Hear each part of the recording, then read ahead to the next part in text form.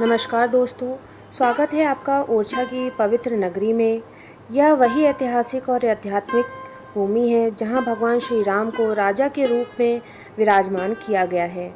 यहाँ की हर गली, हर मंदिर, हर धरोहर अपने भीतर भक्ति, साहस और गौरव की अनगिनत कहानियाँ समेटे हुए है। ओरछा न सिर्फ अपनी राजा राम की अनोखी परंपरा के लिए प्रसिद्ध है, बल्कि यहाँ की हवेलियाँ, भव्य किले और बेतवा नदी का मनमोहक किनारा हर यात्री को दिल में छू लेता है। तो चलिए मेरे साथ चलते हैं इस दिव्य यात्रा पर, ओरछा की गलियों से लेकर राजा राम मंदिर तक, और खोजते हैं उस नगरी की आत्मा जिसे सच में कहते हैं राजा राम की नगरी। तो चलिए मेरे साथ ओरछा में आज भगवान के दर्शन करते हैं।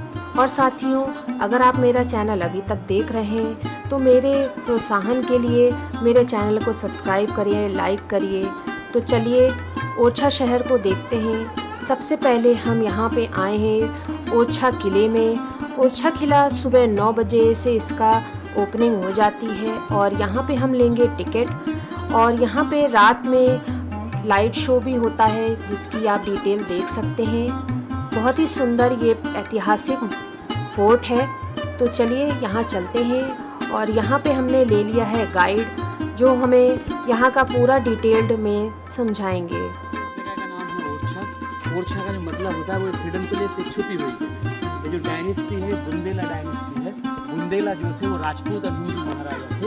1501 लड़ाओ नहीं बेटा 1501 AD में महाराजा रुद्र प्रताप सिंह बुंदेला ने इस जगह की नींव रखी। आप देखेंगे ओरछा का सबसे पुराना महल है।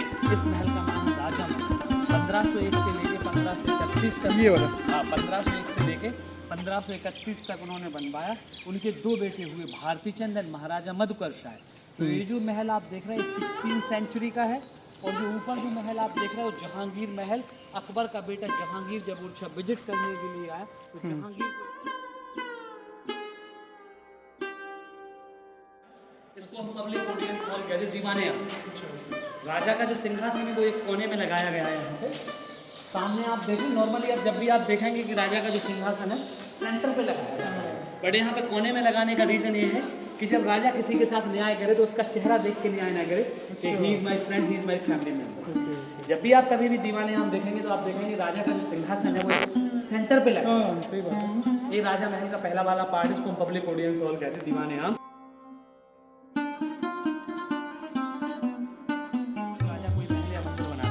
तो उसकी जो मेन एंट्रेंस है वो ईस्ट फेसिंग होती है बिकॉज सनराइज फ्रॉम और अकॉर्डिंग टू वास्तु शास्त्र के हिसाब से शुभ माना जाता है। राजा महल के अंदर आ चुके हैं। राजा महल को दो भागों में डिवाइड किया गया है। ये जो पहला वाला कोर्टयार्ड है मर्दाना और जो दूसरा कोर्टयार्ड है वो है जनाना। मतलब ये है आदमी लोग के लिए, दूसरा है लेडीज लोग। मर्दाना और जनाना पर्सियन शब्द, पर्सियन लैंग्वेज से लिए गए इस शब्द में। तो पहले उस समय ऑफिशियल लैंग्वेज की गई थी पर्शियन।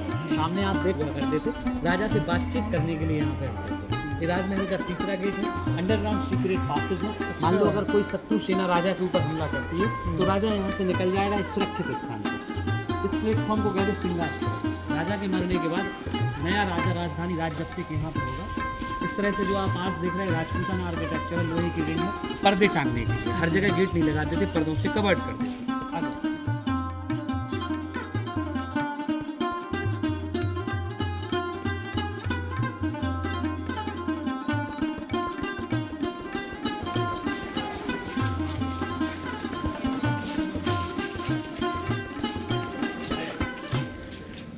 ये आप देखें सर, ये जहांगीर महल थोड़ा सा ये पास में होगा।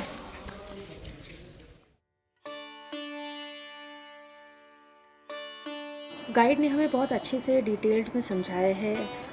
फोर्ट के अंदर का हमने ऑडियो नहीं लिया है बिकॉज़ वो बहुत ज़्यादा इको कर रही थी। आप मेरी आवाज़ से देखिए, बहुत ही सुंदर आपको यहाँ पे नक्काशी दिख जाएगी। और हमको यहाँ पे ये देखिए बहुत ही सुंदर, यहाँ पे मैं आपको दृश्य दिखाती हूँ। ये महल है, महल से हम बाहर आ गए हैं। ये फोर्ट में यहाँ बालकनी में खड़े हैं और सामने आपको मैं दिखाती हूँ ये राजा राम का मंदिर है। वाइट कलर की बिल्डिंग है और जो ये लेफ़्ट साइड है ये है चतुर्भुज मंदिर। अभी शाम को हम लोग वहाँ भी चलेंगे। हम आ गए हैं फर्स्ट फ्लोर पे। फर्स्ट फ्लोर से बहुत ही ब्यूटीफुल व्यू इस फोर्ट का आता है। तो इत्मीनान से आराम से आइए। शाम के टाइम आएंगे तो आपको ज़्यादा अच्छा लुत्फ़ मिलेगा।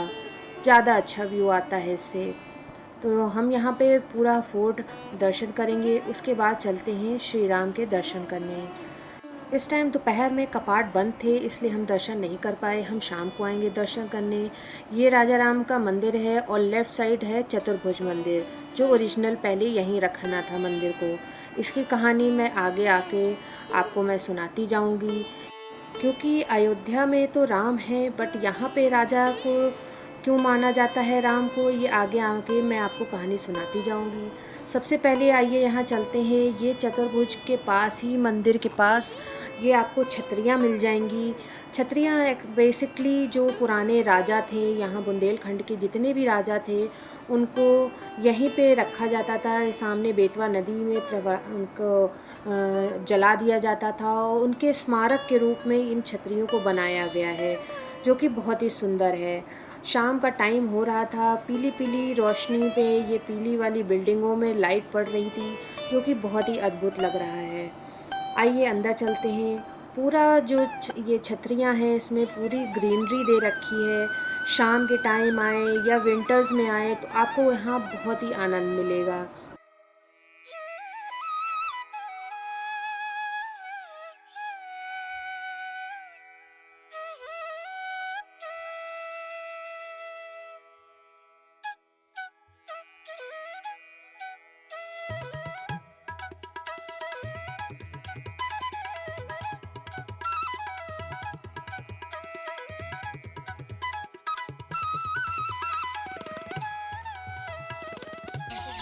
हम यहाँ बारिश के समय आए हैं और इस टाइम ऑलमोस्ट शाम होने वाली है, तो बारिश की वजह से यहाँ पे और भी ज़्यादा हरियाली और सुंदरता दिख रही है। चिड़ियों की चहकने की आवाज़ बहुत ही मधुर यहाँ पे लग रहा है। बहुत ही ज़्यादा शांति है, बिल्कुल भी आवाज़ नहीं है, बिल्कुल भी शोर शराबा नहीं है। सामने आप ये पानी में देख सकते हैं, यहाँ शिवलिंग भी विराजमान है।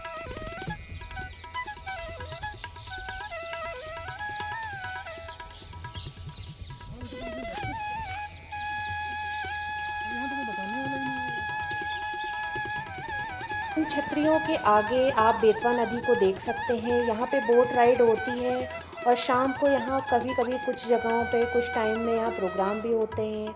शाम ढल गई है, आप पीछे से व्यू, इसका सनसेट व्यू यहाँ बैठ के एंजॉय कर सकते हैं। क्योंकि अब शाम हो गई है, शाम को भी ये छतरियाँ बहुत ही सुंदर लगती हैं। इसके बाद जाएंगे हम, ये सामने आप चतुर्भुज मंदिर देख रहे हैं, यहाँ पे दर्शन करेंगे भगवान श्री राम का।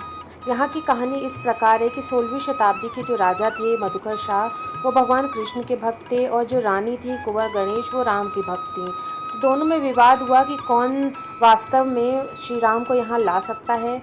तो उन्होंने 21 दिन की कठोर तपस्या की अयोध्या में जाकर। तो भगवान ने बाल रूप में दर्शन दिए रानी को और कहा कि मेरी 3 शर्तें हैं, तभी मैं जा पाऊँगा आपके साथ।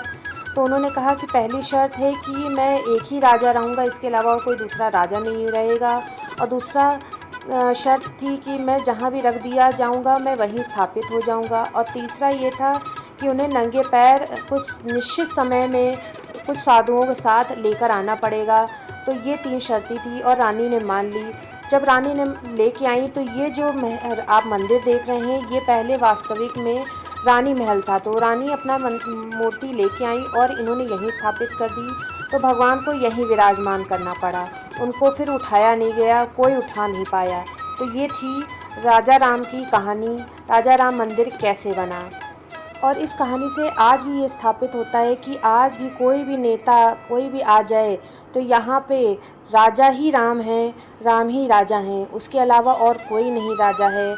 और जब यहाँ पे कपाट खुलते हैं तो पुलिस की गोलियों से सलामी दी जाती है। भगवान के इस रूप में, भगवान को राजा के रूप में यहाँ पे पूजा जाता है। शाम हो गई है, हम वापस आ गए हैं फोर्ट में। फोर्ट में लाइट एंड शो देखेंगे, बहुत ही सुंदर ये शो होता है। आपसे रिक्वेस्ट है कि आप भी यहाँ ज़रूर आएँ, ये शो देखें। शो देखने के बाद हम बाहर आए हैं कुछ कैफ़े में यहाँ एक्सप्लोर करने, जो कि यहाँ पे बहुत फेमस है। और नाइट व्यू तो एक्सप्लोर करना मत भूलिएगा, फोर्ट बहुत ही ज़्यादा सुंदर लगता है। फोर्ट के सामने आप जो गली देख रहे हैं, इसी से हमने एंट्रेंस की थी। और यहाँ पे जो ये राजा राम रेस्टोरेंट एंड कैफ़े है, यहाँ की कैफ़े की कॉफ़ीज़ बहुत ही फेमस हैं। हमने हमने एक मकियातो कॉफ़ी मंगवाई थी और एक कैपुचिनो मंगवाई थी। दोनों ही बहुत ही ज़्यादा टेस्टी थी। और हमने यहाँ वेज सैंडविच ऑर्डर किया है, जिसकी मेकिंग मैं भी आपको दिखाऊंगी। सैंडविच तो मुझे ज़्यादा अच्छा नहीं लगा, बट कॉफ़ीज़ ओके ओके थी। आप सीज़न में आएंगे तो यहाँ पे आपको बैठने का भी मौका नहीं मिलेगा, इतनी रश रहती है। एसी वगैरह है, आप इजीली यहाँ पे बैठ सकते हैं, गर्मी नहीं लगेगी। सो ये देखिए अंकल जो हैं ये भी कॉफ़ी बना रहे हैं। जब यहाँ पे पीक सीज़न होता है तब ये मशीन बाहर रखते हैं और बहुत ज़्यादा रश रहती है। एक चीज़ और, शाम को जब आप राम दरबार में दर्शन करने जाएं तो अगर भीड़ हो तो आप वीआईपी दर्शन भी कर सकते हैं, जिसकी एक फेयर अमाउंट दे के आप लेडीज़ और जेंट्स लाइन में लगकर दर्शन पा सकते हैं। सो ये देखिए मैं ट्राई कर रही हूँ macchiato coffee and all the time जो फेमस रहती है मकियातो और कैपुचिनो, ये दो कॉफ़ीज़ हैं। सो रात हो गई है, हम यहाँ वाइट रिवर और ये सिवियार पैलेस में आए हैं। यहाँ पे वाइट रिवर करके रेस्टोरेंट है, इसको यहाँ पे हम लोग डिनर करेंगे। मैंने आपको दिखाया कि एक दिन में आप ओरछा कैसे एक्सप्लोर करते हैं। मॉर्निंग में यहाँ पहुँच जाइए, 9 बजे निकल जाइए फोर्ट के पूरा व्यू एक्सप्लोर करिए। फिर उसके बाद छतरी जाइए, वहाँ बोट एक्सपीरियंस करिए। उसके बाद छत्रपुज और मंदिर में दर्शन करिए और राजा राम के दर्शन करके आप यहाँ डिनर कर सकते हैं। तो आप एक दिन में पूरा ओरछा कंप्लीट कर सकते हैं। और ये देखिए हमने यहाँ पे पनीर की सब्ज़ी, दाल, रोटी ये सब ऑर्डर किया है। मैंने आपको पूरा दिन दिखाया है कि ओरछा आप कैसे एक्सप्लोर कर सकते हैं। और अगर आप मेरा चैनल अभी भी देख रहे हैं तो मेरे चैनल को लाइक और सब्सक्राइब ज़रूर करिए। हमने यहाँ की सारी गलियाँ, सारे फेमस पॉइंट कवर किए हैं।